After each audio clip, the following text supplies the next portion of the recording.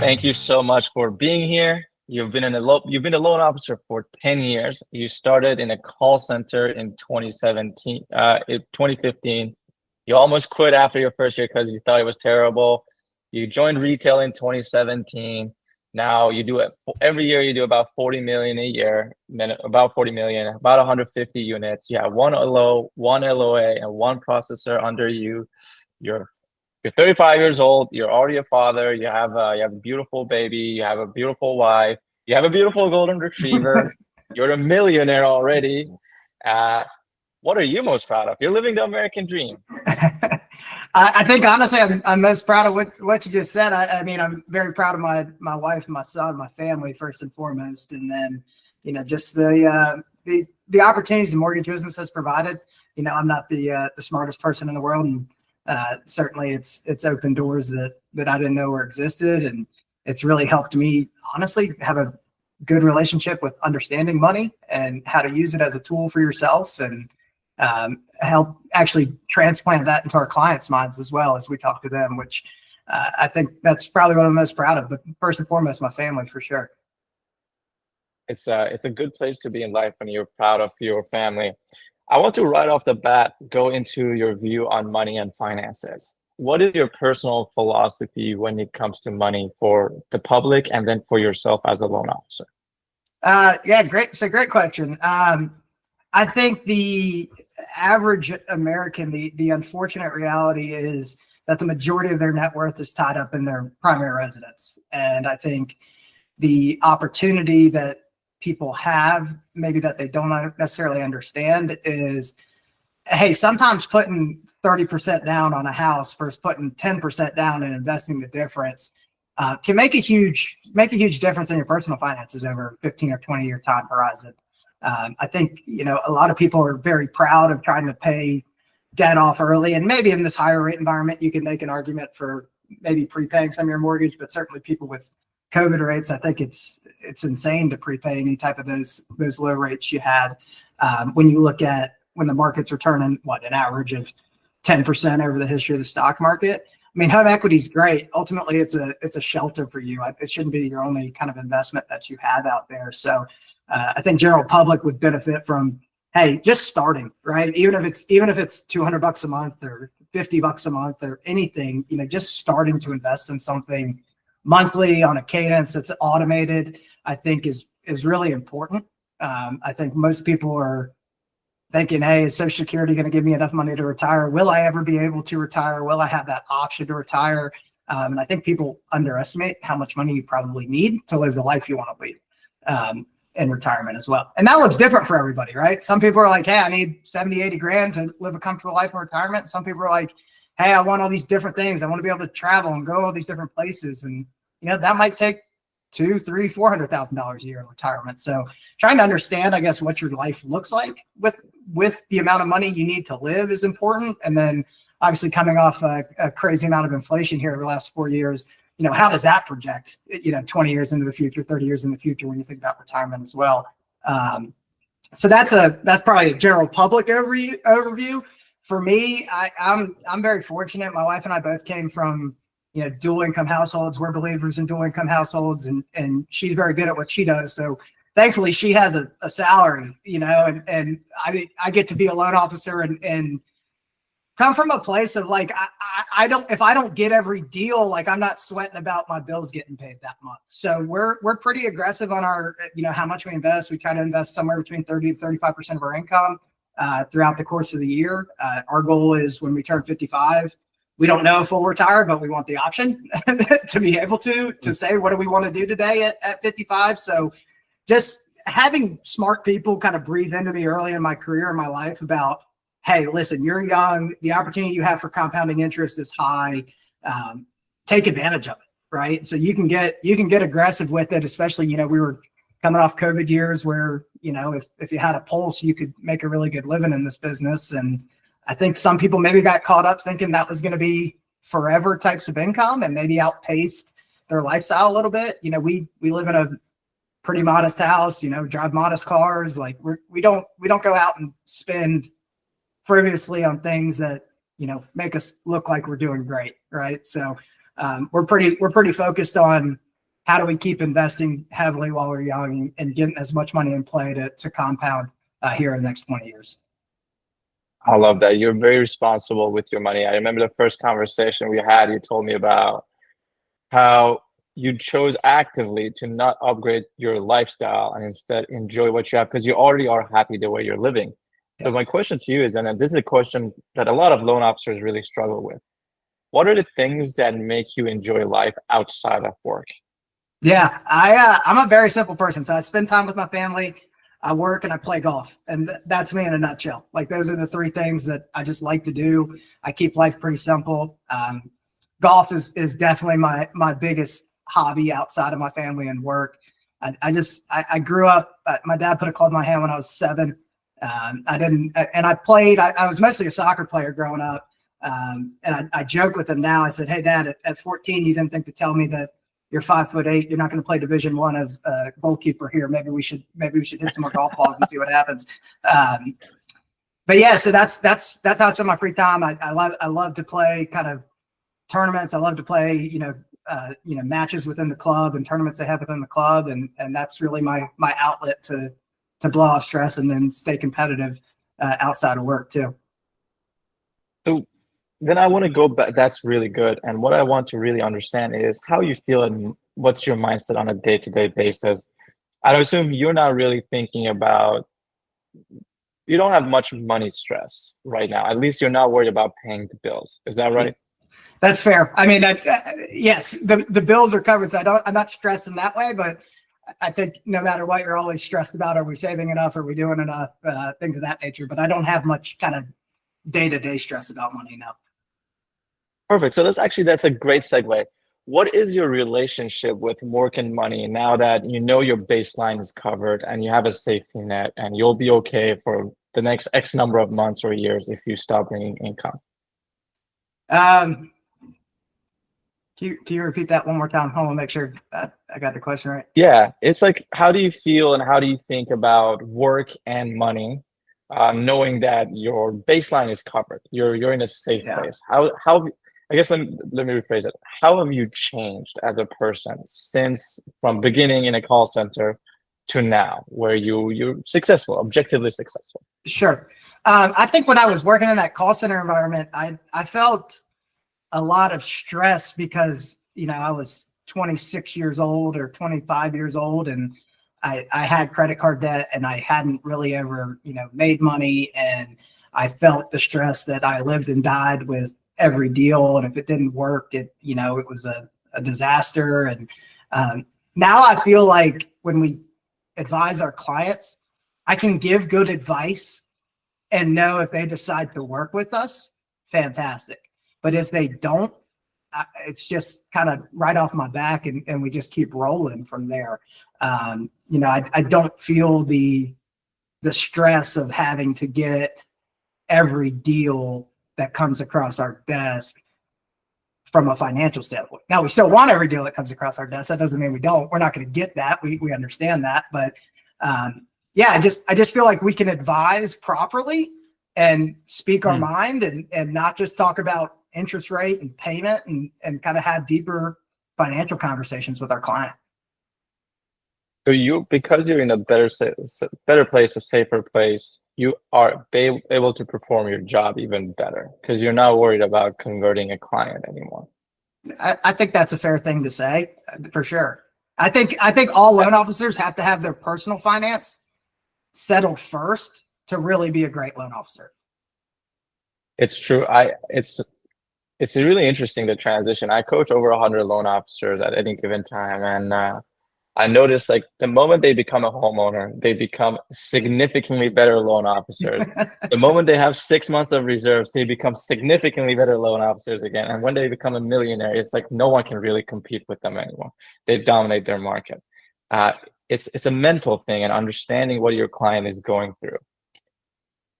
How do you feel about your ability, your career as a loan officer, about your ability to generate as much money you want or create the lifestyle you want? What is it about you that excites you or makes you worried? How do you feel about the career opportunities as a loan officer? I think it's fantastic, but I also think it's dangerous. I think the freedom to kind of create your own schedule and do what you want to do. If you're doing the work you need to be doing, I really think you can probably do everything you need to do within the week in 4.5 days. I also think that's dangerous for people too, right? They can get caught up and say, well, oh, I got one deal going. Like, I'm going to go cut out and do this and not make the calls I need to be making, or not going to meet the people I need to be meeting. And then they're like, well, wait a second, I don't have a deal going for next month. Like, oh man, now I'm scrambling. Now I'm stressed. Now I've got to go back and do all these different activities again and try to generate one. And then you're coming from a place of desperation instead of, hey, I'm taking care of what I need to take care of every single day. And if I do that, I can go have a clean conscience about picking my son up early from daycare and going to the playground with him. I can go have a clear conscience about hitting golf balls at lunch for an hour. Like, I can have a clear conscience doing things outside of just being a loan officer every day. I love it. So do the work and then go enjoy your life outside of work. So what does 100%. your schedule look like? It fluctuates, but I usually try to stay consistent with what I'm doing every day. So, Mondays, a lot of times that's making outbound calls to agents that we either work with, made offers with over the weekend, or people that we're trying to meet for the first time and prospect to. Tuesdays we're making update calls out to everyone we have in process. Wednesday we're trying to focus on the database a little bit, and then Thursday trying to focus on kind of active pre-approvals. Hey, are you going to see anything this weekend? You need numbers on it. You need updated pre-approval letters, et cetera. And then Friday, that kind of frees us up. Hey, is there anything outstanding that we feel like we didn't get done in those first 4 days of the week? Let's go ahead and knock it out. And then, our goal honestly is like, how do we kind of make Friday a pretty chill day in terms of from a work perspective. I love that. So basically having a 4-day work week, you're always on, but ideally It's chill. It's not intense. You have to be butts on seats kind of work. Yeah. If I have my cell phone with me, I can do just about anything I need to do from anywhere. That's amazing. Let's talk about your business a little bit. And I'm going to ask some rapid fire questions just so we can kind of understand how everything looks. How many loans do you close every month? Typically the baseline 7 or 8, and then I would say from April to October, November, 10 to 12. Wow, that's very good. For that, how many referrals or leads do you generate? I think we do a really good job at conversion rate. I think that was one thing we looked at maybe 3 or 4 years ago and said, we generate plenty of opportunities to close the amount of loans we want to close and make the money we want to make. Like, how do we don't need to go generate a ton of more opportunities. How do we get better at converting them? So, typical month is somewhere around 25 to 35 leads created. That's incredible. So 25 to 30 leads, that puts you at about 30% conversion from referral to funding. That's correct. Yep. I want to point out to people listening, industry average, people don't tell you this because they don't track it. Industry average is about 10%, 10 to 15 maybe. Like, that's the average. Good is 20, excellent is 25, 30% is exceptional. So Drew, you have an exceptional conversion rate from your leads to fundings, but that's also a representative of having really strong referral partners. So where does your business come from? Primarily real estate agents. And then we have a couple of builders we do some stuff with as well. Very interesting. What's the breakdown of agent and builder? I would say, let's say we close, let's just use 10 for the sake of round numbers. If we close 10 loans in a month, 8 of them come from agents, 2 usually from the builder. Okay, so an 80-20. Yep. Do you have any past client referrals or current client referrals? We do. I need to do a better job tracking that. That's one thing that we put a focus on this year, is we've got to do a better job with past client relationships, especially now that we've got a book of 1,000 past clients that we've helped. So we need to put a little more focus on that. We realize that, hey, it's not always about chasing new. Let's take care of people we've done work for already and see how we can best help them and stay in front of them at a higher level. That was certainly, it was a weakness, still is a weakness, and something we're working on this year is trying to get better at that. It's kind of like the same mindset you had. We have enough referrals and leads. We don't need to go get more. We just need to do a better job with it. It's the same thing here. You have 1,000 past clients. If you service them well and take care of them, that's going to be great for you already. So 80% of your business comes from realtors. How many realtors is that? We have 7, what I would call kind of heavy hitters, right? Of people that love us, refer us, are huge advocates for us when they refer the client to us. I think that really helps with our conversion percentage when it comes from those people. And then we're just like, I mean, if you look at the data on any of these sources, Model Match, Redder, blah, blah, blah, everyone says like, I've got all these agent relationships. Well, if you break it down, most of the time, agents and lenders are doing 1 deal, maybe 2 deals a year together. And so I think that's maybe a funny thing that gets said in our business a lot is I have a relationship with all these people. And it's like, well, you're doing 1 deal a year with them. You're doing 2 deals a year. And we're no different, right? Like you have to have that as a part of your business, but it's about finding the people that you really connect with, you really like you can enjoy dinner with, your spouses know each other. Like, how do I lock those people down so that I can do 5, 6, 7, 8 deals a year with that person? And then just, hey, as we're doing these 1s and 2s, can we find another 1 to 2 people a year? We can try to get into that heavier hitter bucket each year as well. I love it. So these are 7 people that you have a great working relationship with, but also a personal relationship. Like you said, the families know each other, and they account for anywhere between 50 to 60% of your business, it sounds like. That's correct. Yep. That's a great place to be. Drew, the question a lot of loan officers always have is, well, the first question they have is, how do I get those 7 realtors? But I think before that, the better question to ask is like, what's the value to provide? So what's the value you think you have for realtors, and what's the value that your 7 heavy hitters say that you have for them? And is it different or similar? Yeah, value, the vaunted buzzword in mortgage lending and realtor relationships, right? For the longest time, I just heard provide value, provide value, provide value. Well, what does that mean? It's like, it's so easy to just say, call people and provide value. And so I joined a coaching community about 2 years ago. It's got loan officers all over the country in it that are sharing ideas, sharing things that they're actually bringing value to agents with. So that's been a lot of help, because about 2 years ago, I was just kind of stuck. I was like, I'm calling all these people and I'm just trying to kind of set meetings aimlessly to hope they like me and they want to refer us and work with us. So value now, I think, is different, right? And you almost have to set the stage for the agent when you talk to them for the first time. Like, hey, when I call you, I'm not just calling you to be like, yo, what's up, man? You got a deal for me? Like, that's not how we roll. Like, if I'm calling you, it's because I want to share a new product that came out that I think can help grow your business. I want to share, a Keeping Current Matters, like second half of the year trends to be aware of. Like, I want to share something that's either going to save you time, make you more money, or help you grow your business. So those are the 3 things I focus on in terms of providing value to our agent partners. We're trying to get in a little more flow of doing some in-person events and stuff, and talk about, the easiest call you can ever make is to invite somebody to an event.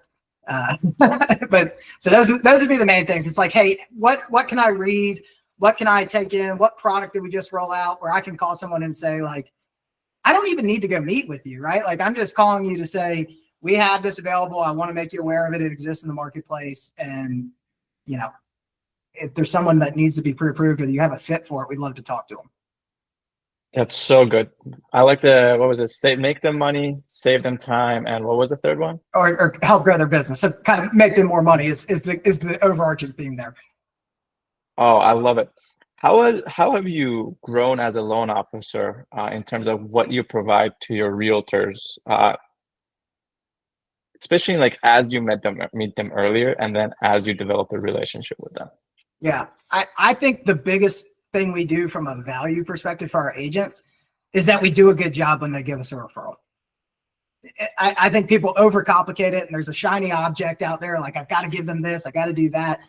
The best thing you can do for your referral partners to get, increased referrals from them is do an awesome job when they give you a lead, get that person pre-approved, over communicate, get a clear to close early, and close the deal smoothly. You're holding their paycheck in your hands. Like, that's what it comes down to. Like, they're referring you. You need to reflect well on them, but ultimately you're controlling their ability to make money for their family as well. So you can't take that lightly. Like that's got to be the biggest thing you think about is I am in control of this person's paycheck. And as hard as it's been on the mortgage side, real estate agents are struggling more than we have it, you know? And so that might be that one closing that someone has for 4 months that gives them enough money to pay their mortgage for that 4 months. You know, that might be the one check that helps them take their family on a vacation. So like, honestly, I think what our team does really well is we do a really good job when someone refers us a client. Drew, I personally think you said it perfectly. I always say, like, the biggest value a loan officer has for a realtor is that the loan officer is a walking, talking, converting, updating CRM. If you can convert better than everyone else, meaning you convert at a high rate and you provide an exceptional client experience and you update the realtor throughout the process, they're going to send all their business to you. It's just no one will be able to compete with you. And you're doing it like at 30% conversion, you are that. So going into your conversion process, how much of it is like a system that you follow with every referral versus how much of it is principles and kind of vibes? We need a better system, you know, like honestly, I think when we, my big focus is always conversion rate. Like I know 30 is good. Like how do we get to 40? You know, like that's our next thing. So we need to get better at the actual system of what happens from the time a lead comes in to the time they fund to the time 1 year, 2 years after closing. We need to get better at that for sure. So most of ours is we have the initial call. We try our best to get them on either in person or on a Zoom call or something so that we can be face-to-face with them. They can get a feel for us. We can get a feel for them.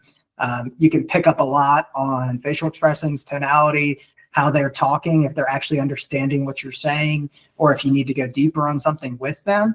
I guess, long story short, we need a better system for how we track it, but I think we do a good job at conversion because after we do that, they feel very confident that we've educated them to a level that they want to work with us. And then it's all about kind of those Thursday touch points. Hey, are you seeing anything this weekend? Do you need any help? Here's a quick update on what went on in the market this week. Here's how it impacted you. Like, and we try to play those out on those initial calls, right? So, hey, here's rates today. Let's play worst case scenario and say they get a quarter worse. You know, okay, that only impacted your payment $60 a month. Are you still comfortable if that were to happen? Do we need to be less aggressive on sales price here if that were to occur? And then anytime someone makes an offer, they're going to have numbers from us before they write the contract with the real estate agent. So they're not going to come to us and say, I'm under contract and, you know, oh my gosh, this payment is so much higher than I was expected, or this cash to close is so much higher than I expected. No, like you're going to have all that information, be armed with that information before you write a contract with the real estate agent. That makes a lot of sense. And I like the amount of focus you're putting on with the client. Specifically, you try to get them in person or video. That is something that's, I think, lost in our industry that is significant on conversion. When a client meets you face-to-face, and I call Zoom face-to-face as well, they build that trust. It's very hard for them to like build that trust with someone else. So they're going to stick with you. Even if you mess up, even if the other company has a slightly better rate, they're sticking with you because they trust you more. What do you say is your value to your borrowers? I think our value to our borrowers is we help you think about money outside of just your house, right? And so like, I'll give you an example. Like one of the projects we're working on as part of getting better with our past clients is we're doing what we're calling pre-finance calls, right? Hey, you closed at 7.25, you closed at 7.5, you closed at 6.8. So we're doing these calls proactively and having a file set up for them for when the day that rates hit the level they need to be at to refi, we're ready to pull the trigger on it for them because we've already gone over, hey, we're targeting a 0.875 drop, a 1% drop in interest rates for this to make sense. You'll break even within 12 months when we do that. Here's some ways, you know, we've got the ability to kind of customize the term as well. So if someone's 2 years into their loan, we can keep them on a 28-year amortization schedule instead of sending them back to a 30. And then we kind of provide some ways to say, okay, you've been making this payment for a year, 2 years, 3 years already. you're already comfortable as a family with that cash outflow. So here's how I want you to think. Yes, we're creating monthly savings for you, and that's important for your family to give you some breathing room. But hey, your investment account's limited, your retirement account's limited. Can you use those savings, and can you just start putting, even if it's 50% of the savings, can you start investing that into like a low cost index fund every month? Are you working with a financial planner to talk about some of these things, right? So I think that's our value, is more so we get them thinking of their entire financial picture outside of just, what's my mortgage rate? Let's okay, I guess that makes sense. Like, no, let's think about how we actually use the money we're saving, and whether that could be kind of dumping back into principal and turning your loan term shorter, or if that's investing in other areas as well. I love it. So you really care about the client's financial well-being. You're not just isolating, hey, does this loan make sense for you or not? In isolation, how's the rate? Is how does it fit into your bigger financial picture, including the home? 100%. If we were just talking about 30-year mortgages, I would have quit years ago. Dude, it's just boring, right? Like, everyone's bored by the mortgage. Like, okay, cool, we've got the mortgage. We want to get you shelter. We want to get you in there for your family. We want you to grow equity. We want you to do all of those things. But one, we also want to make sure there's enough money left over for you at the end of the month to save and invest, or take a trip, or, that you can sleep well at night with your mortgage payment too. That's it. I want to repeat something I say to a lot of loan officers. There's not a single client who wants a mortgage. I've talked to a lot of clients, thousands of them. Not one of them wanted the mortgage. It was just necessary evil. So it's not about making, like, our conversations shouldn't be about the mortgage. It should be how the mortgage fits into the bigger picture. So Drew, it sounds like you're doing a great job with that, of like making it about them and their life, and how a mortgage is only just one piece of that bigger picture. 100%. Great stuff. Let's go to the realtors, because they account for 80% of your business. Lay out the ideal process you have in your head. It's okay if you're not doing that right now. From how you identify the right realtor to go after, to how you get meetings with them, how you convert them, and how they become one of the 7 people that you work with consistently. Yeah, I think a lot of people are so quick to like hop on these sites and look up volume and go after mega players, and that's great. Typically what I think you find with mega players is they have probably 2 to 3 really good lender relationships already. You're kind of relying on hopefully one of them to screw it up, and you get an opportunity. And I don't think that's a scalable way to grow your business, especially in the beginning. So I don't think you should really get too caught up on production or anything. I think you should meet as many people as possible, because just because someone's new to the business, you might meet with them and be like, oh, this person is a killer. Like, they are doing the work every day. Like, they're going to be successful. Like, taking a swing on someone that you think is going to be successful and meeting them early before they start getting inundated with, well, now you're doing 25 buy sides and every lender under the sun is calling you and trying to pitch you about why, oh, like, we have a better rate than them. No, like, those are the people I think that you can have the most success with. Is I kind of identifying talent early. Now it's kind of like dating, right? You got to kiss a lot of frogs too to find those kind of diamonds in the rough that actually end up working out. But I also think you also get them when they're young in their careers. They need some more education about lending. They may be making some common mistakes that you've seen real estate agents make over the years, and you have a chance to like impact them about, hey, I know you are so excited to have your first couple of clients, and you're like, let's go get in the car and look at houses, and they haven't been pre-approved yet. You don't even know if you don't even know if they can get a loan to buy a house. You don't even know if you're looking at the right price point. You don't even know any of that stuff. So trying to help them, like, again, go back to save time or make more money. Like, so we try to educate them on that stuff early. And then we have the most success with agents that do somewhere between 8 to 20 buy sides a year. There's typically not a lot of ego involved there. They're typically pretty down to earth, real people that are just, hey, I'm doing this to make a living for my family, and I'm not doing this for, Instagram and sick trips and all of those things. So probably have our most success with them. And then the other place we pick up, I think the easiest place you can kind of pick up opportunities to meet people is through the update calls, to listing agents or to a buyer's agent you're working with for the first time. I think that's a place that it's like, hey, we're doing a great job. I don't need anything from you. Here's what I'm pending from the client. Or, hey, Mr. and Mrs. Listing Agent, hey, our loan is in a great spot. Your sellers can rest comfortably. This loan is going to close on time. We're going to be clear to close in advance.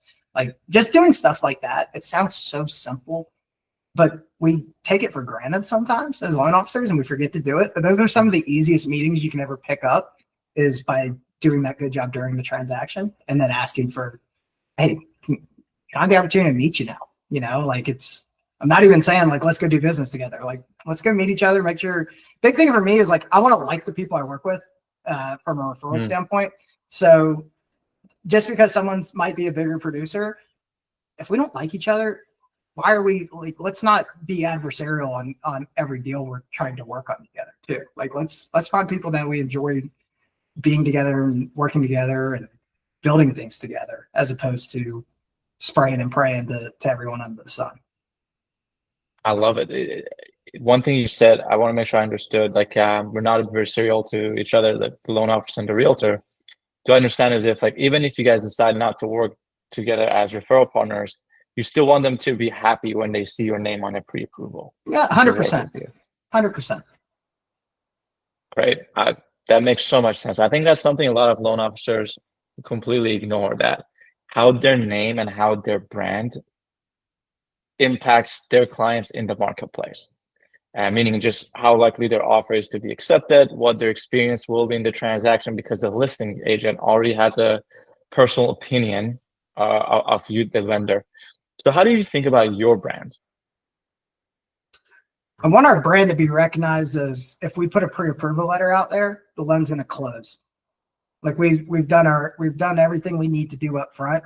We probably underwrite 80% of our loans up front. And we tell that to the client that that's really important that they do that, because it gives them a leg up in the marketplace. So when they make an offer, I call that listing agent as soon as the offer goes in. My buyer's agent gives me the green light that it's in. Hey, Mr. and Mrs. Listing Agent, just want to let you know, you just got an offer from the Smiths on 123 Main Street here. Hey, I know you guys are reviewing offers with your sellers. When you're reviewing offers with your sellers, can you let them know that this loan's going to close? We've already underwritten this loan. If you need to close quickly, we've got the ability to do that now. These are very important things that listing agents want to hear, so they can convey that to their seller. And that's how you form a true team between the buyer, the buyer's agent, and you, is like, we're all invested in you getting this house, so we're going to do everything in our worldly opportunity here to do that for you. Now, does that work every time? No, right? Multiple offers still exist. Someone comes in 15 grand higher, like, okay, but I do that because I'm invested in my client winning that house. I'm invested in our buyer's agent winning that house. And if they want it, I don't want to be the reason that their loan gets denied, so we do all that up front. We're very sticklers about that. We haven't had a loan denied in process in over 5 years. And we want to keep that. We want to keep that streak up. That's amazing. For people who are listening and not watching, I was clapping because, Drew, what you said was incredible.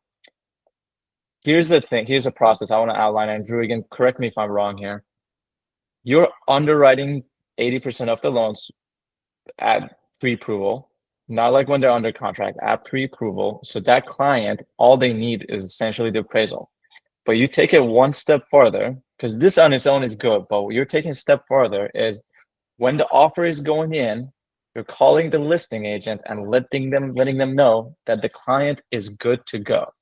So essentially what you're telling the listing agent is, barring more money, what do you need? Like, this is it. This client's going to close. Right.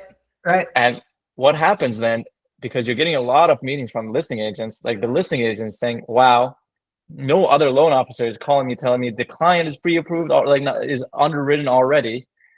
You're getting them off the client's offer accepted. So the realtor is thinking, wow, Drew just got his made his realtor more money, made his realtor's life easier.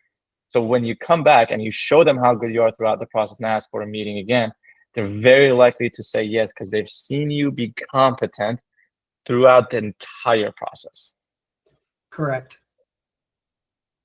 That is I love it. That is such a good process, man. Wow. I gotta applaud the real estate community a lot too, because it's actually almost getting reversed on us now. I'm seeing more and more listing agents call me like as soon as I get the pre-approval letter, like sometimes before I even have the chance to call them. So I think that's really good. I think as things have been harder, it's probably weeded out the less professional loan officer, the less professional real estate agent, which I think is a great thing for the marketplace as a whole. And if you're a listing agent and you're not calling every lender on the pre-approval letters, if they're not calling you, you're honestly doing your seller a disservice. You know, that they deserve to know like what has been done for this buyer. Have they just filled out a 1-minute pre-approval application online and we don't have any documents and don't know anything? Or, hey, has this person been fully vetted? We've had underwriters put eyes on it and check all of our credit, income, and asset buckets? Like, yeah, we got to get an appraisal, we got to get title, and then we're signing documents. Yeah. How many of the realtors that are calling you already know you? Just a gut feeling. Probably not as many as I'd like. So we work primarily in the Charlotte market. Charlotte's a pretty decent sized city with a lot of real estate action right now. So I would say it's probably my fault that they don't know our name better. But also part of that's kind of intentional. You know, I think one of the things that we're very focused on, I think, is when I was probably 2-3 years into this career, I was like, oh, let's go be the $80 to $100 million producer. Like, let's go. And I think you start to realize like that's a different breed of person. You know, they live and breathe this 24/7. And I think a realization I had maybe 4 or 5 years ago was, I don't know if I want to live and breathe this 24/7. You know, like I like it when I'm working.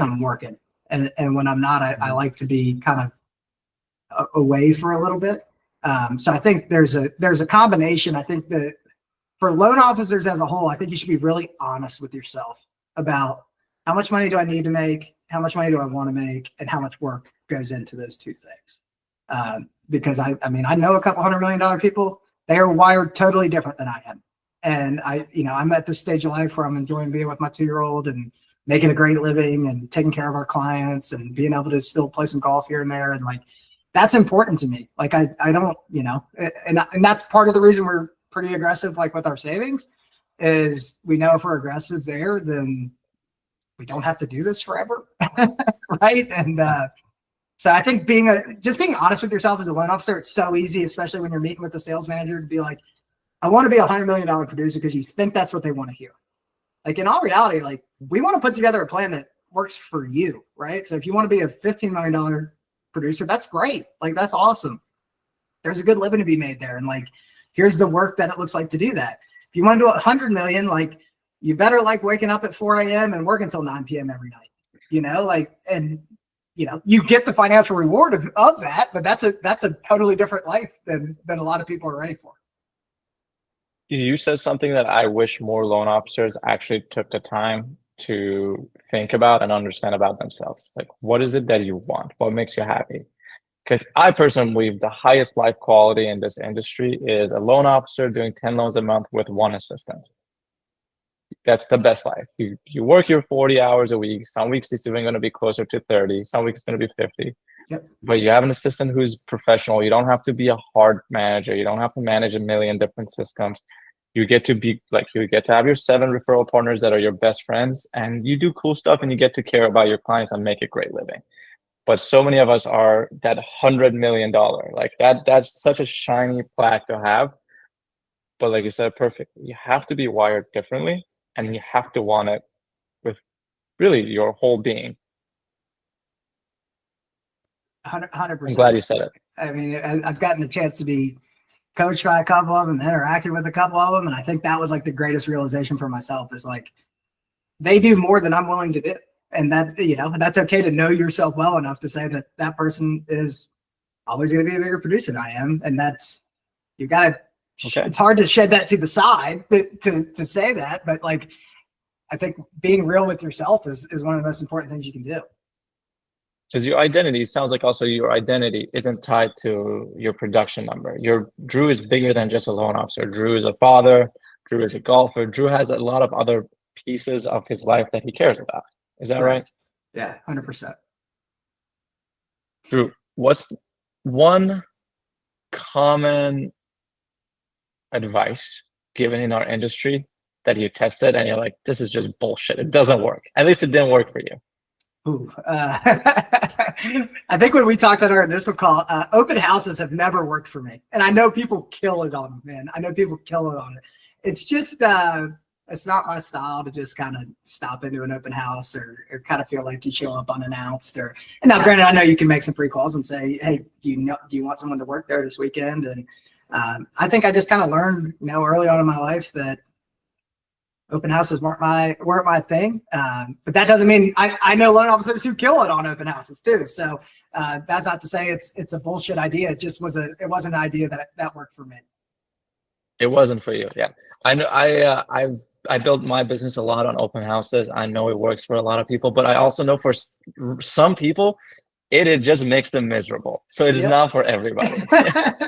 And if I'm sitting at an open house and I'm miserable, I'm probably not coming across very well to the client or the agent, right? So I'd rather kind of, I try to weave work and things I enjoy together, right? So like one of our best agent partners, like me and him love to play golf together, and I get 4 hours with him unfiltered, like just talking about life and doing something we really enjoy. But we get to talk about work too, and I think it brings all the guards down. So trying to weave, something that you're passionate about in life with other agents is really helpful too, in terms of forming a good relationship with them. So whether that's a run club, whether that's going to the gym, whether that's a happy hour, whatever it might be, like just find something you guys like to do together and enjoy that time together. Because I think I'm just a big believer in like old school, like people do business with people they know, like, and trust. And I think the easiest way you can create that trust is to do things together that you both enjoy. Live your best life. Just do it with realtors you like. Yeah, exactly. 100%. There's so many real estate agents out there. Like, you don't need to work with every single one of them. Like, find the people that you really like to work with. And one, I think your stress level as a loan officer goes down. And two, your enjoyment of what you do every day goes up. It's so important. It's so easy to say, so hard to understand. There's like, you're in Charlotte, there's thousands, there's probably like 80 to 100,000 realtors in your market. You're a millionaire. You make well into 6 figures every year, and you work with 7 realtors. I think like more loan officers need to understand that you don't need every realtor in the market. You just need a dozen really good ones that you get along with great.